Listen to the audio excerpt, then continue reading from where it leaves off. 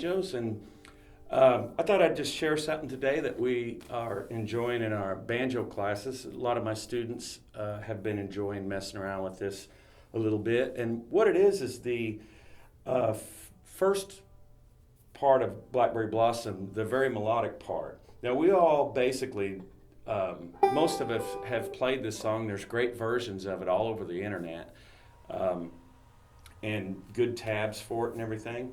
And like in my case, what I did is I learned that song and I played it just the way the tab was for quite a while, and I didn't experiment with the melody at all until I started practicing scales more. And once I started practicing more scales, I started to hear things a little differently, and it started to give me some ideas for the old-time fiddle tunes like Blackberry Blossom and tunes like that. So the version that I have here is a basic version that we probably all play to some extent, or something similar to it.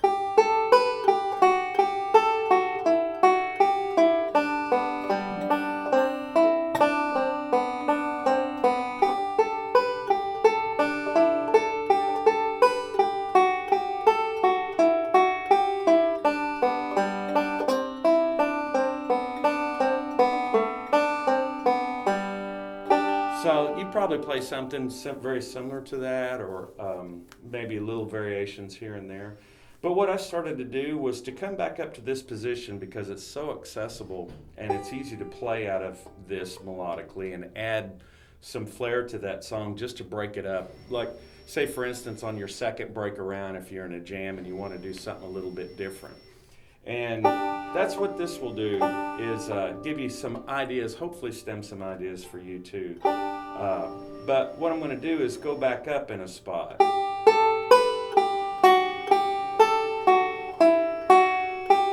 Now instead of going down from there, I'm going to come back up.